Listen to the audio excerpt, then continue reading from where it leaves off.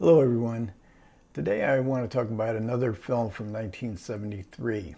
I'm in the process of doing a year-long series looking back at the films from 50 years ago. For those new to the channel, last year I did a series on the films of 1972 in which I discussed, I think, over 50 movies. I'm not sure whether I'm going to be able to reach that this year, but I'm certainly going to give it a shot, and I'm definitely going to give it a shot to discussing all the very significant films from 1973. And the film I want to talk about today is a very significant film. It won the Best Foreign Language Film at the Oscars of its year. It won Best Picture overall from the National Society of Film Critics and the New York Film Critics. It was a big critical and commercial success for Francois Truffaut. And he really needed that because he was in a very bad stretch, both critically and commercially. Four of his previous five films had been pretty much flops, but not so this one. The French public took to it, audiences around the world took to it, and it is very much a comedy, but it's also basically a love letter to cinema. It's about the act of creation, how the act of creation can be an affirmation of life. And in Day for Night, it is the making of a film. So we see the creation or the shooting of a film from the first day to the last day. We don't see the preparation, we don't see the editing process. This is a film about the shooting process. Now, Day for Night is a term used by Hollywood to indicate the technical procedure involved in shooting a nighttime scene during the day. And so this is very much a film that plays onto certain Hollywood conventions, certainly in the film within a film. So we're watching a film crew shooting a film. And the film is called Meet Pamela. It's a rather bourgeois melodrama in which a father runs off with the new wife of his son. And we see snippets of that movie, Meet Pamela, throughout the actual film crew and all their the plot and elements of the film crew as it's shooting Meet Pamela. So it's about so we see basically the challenges of what it takes to make a film. This is a dream project for Truffaut. He always wanted to make a film about making films, yeah, a film about cinema. And so we see a bunch of romances amongst the crew that develop and then dissolve away, how it affects the different crew members, unforeseen circumstances, how does a director and his fellow creators respond to unforeseen circumstances. They don't have enough money to do this, they have to do it differently. An actor shows up who's in a pool scene and she is unexpectedly pregnant. Somebody dies who is part of the crew, and what you see is like a team spirit of making a film. Everybody is involved in this particular film, Day for Night, making this film, Meet Pamela. Everybody is involved with it. It's a team effort. So we see a collaborative process. We see when the director is staying up all night to try to figure out another way to shoot a scene that isn't working right, and he has his ostensibly the script girl, who is also kind of the assistant director, and she's very much modeled on Susan Schiffman, who served that purpose and gets both a screenwriting credit and an assistant directing credit on A Day for Night, which she often did. I think she worked on almost all of Truffaut's movies. And for instance, one of the crew members runs off with a guy, and she is not she is like the clapboard girl. She doesn't think that she's that necessary for the movie, But then another character says I would give up a guy for a film, but I would never give up a film for a guy. She's dumbfounded by it because it's so much.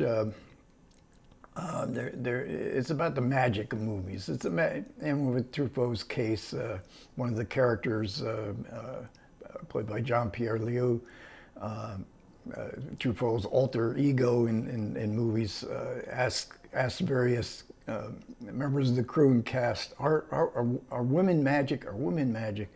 Cinema is magic, though. And the film is a studio film that they're making. Me, Pamela is a studio film, and it's made in a studio in Nice. So we're in the south of France. It's a low budget movie, so they don't. And both Me, Pamela is meant to be a low budget movie, but so is Day for Night.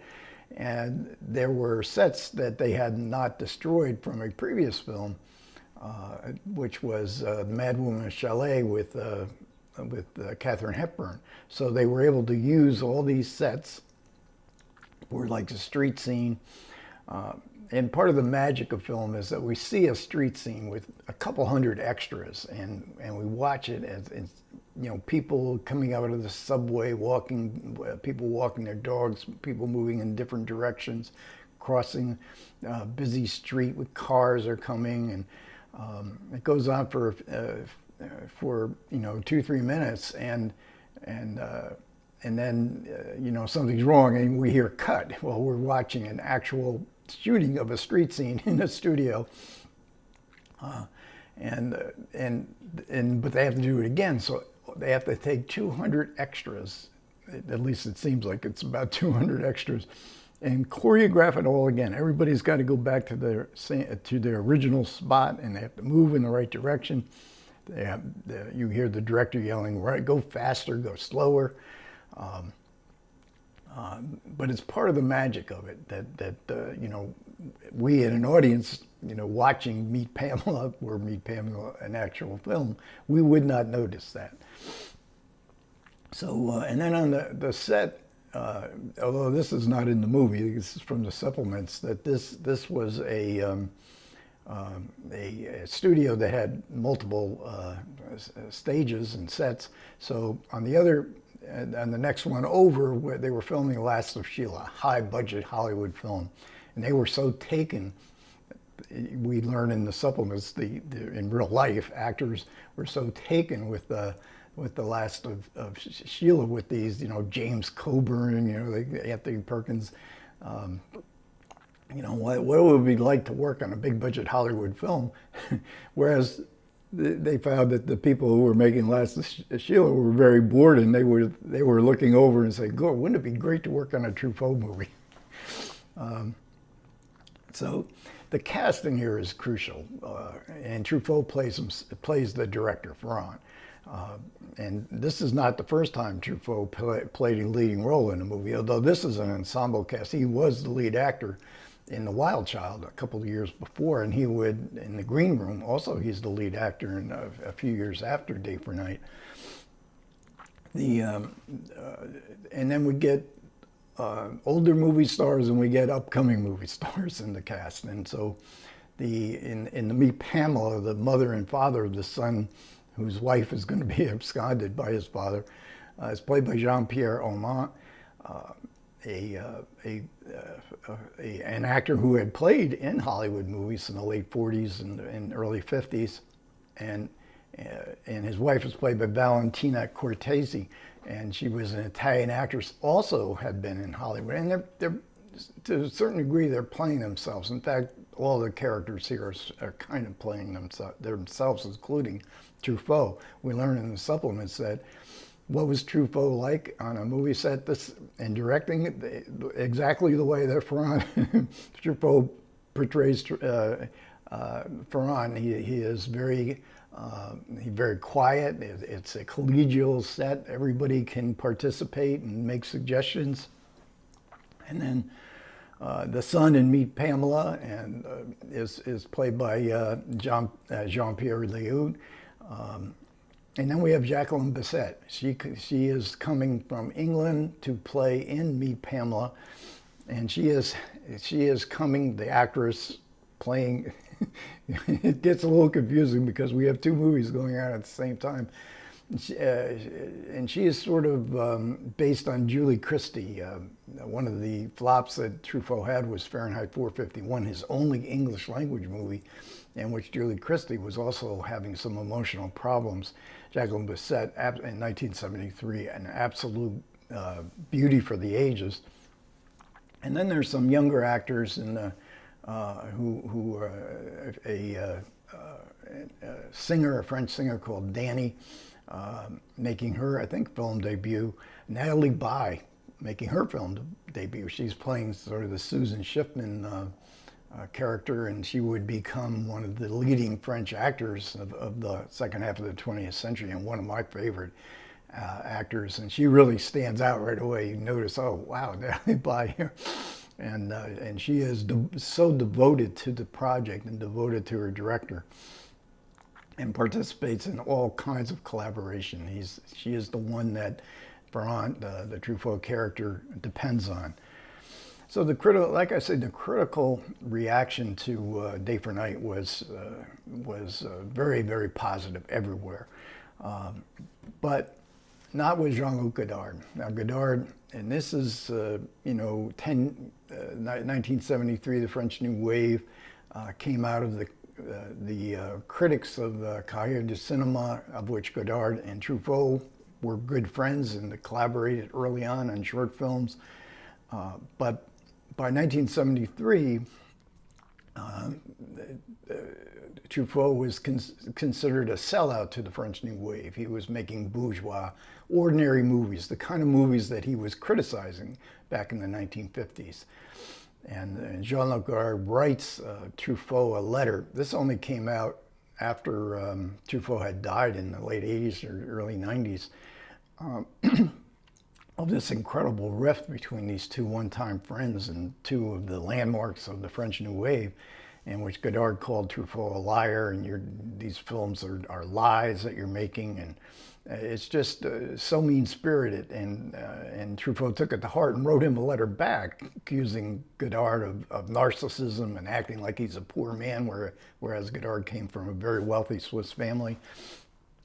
And this rift never was healed before Truffaut died, and Godard tried a couple times to heal that rift, but he was burned by Truffaut. And then Godard, in subsequent years, did express his regrets that he would write such a mean-spirited letter to his former friend. And Truffaut defended himself that. And I have a book of interviews with Truffaut because he was so articulate on his own, on other movies and on his own movies, that he didn't have any idea that he was going to reinvent cinema as Godard did. Godard basically said, cinema is dead. It's just all media now. This is 50 years ago, and we still have cinema. At least Marvel movies are still successful. And he wasn't, he wanted, Truffaut says at one point, he says, I wanted to make normal movies for normal people. He admired the commercial cinema, but he wanted to make personal films. To him, the challenge was to make commercial movies for normal people to enjoy, while still maintaining a personal vision of his own. Those were the kind of directors he admired, and that was the kind of movies and the kind of director that he wanted to be. So this is a Criterion edition with lots of great supplements. There's a new, I think this movie came out, this edition came out a few years ago, but there's a new video essay involved here, and there's a whole bunch of supplements that were from 2003. I don't think that was Criterion. I think this is a Warner Brothers movie. This is, Truffaut had 3 movies financed by Warner Brothers. I think they released the DVD in 2003 with a appreciation by Annette Insdorf. She's always worth listening to, great, and especially on the French New Wave.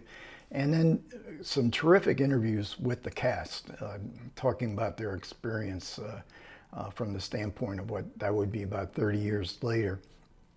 And then we get a nice little fold out, David Cairns essay Always good. And I did want to mention one anecdote that I got from the supplements that I just thought was hilarious, because when they were filming on Nice, it was it was well known that Truffaut was there shooting a film, and Graham Greene, the novelist and famous in movie terms as well as writing novels, is certainly for The Third Man. He heard that Truffaut was making the movie nearby, and through a friend of a friend, he was able to be cast as he desired, to just be an extra on the film. So Suzanne Schiffman thought that it would be better not to tell Truffaut that Graham Greene was going to be in this in this scene. And it was a short scene. I can't even remember whether he had a line or was the other guy. But there's, after a death in the as far as one of the cast members, he was insured. But so the insurance company sends these two insurance agents to discuss what they're going to be able to recoup as far as finances to change the film to accommodate this tragedy that has happened.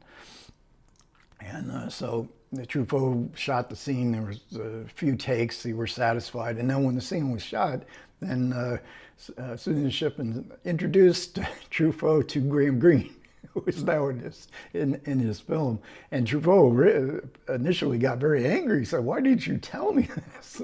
But Susan Shippen thought he would be distracted from, from directing, because Truffaut was a great reader and loved Graham Greene. And so if you want to see what Graham Greene looked like in 1973, you got to pay close attention. I went back to look at it, and I wouldn't have recognized, because Truffaut didn't recognize him. And even though I know what Graham Greene looks like, I would never have recognized him without it being pointed out to me. Okay, thanks a lot for everybody who managed to listen. I do appreciate it. Comments are welcome. Take care.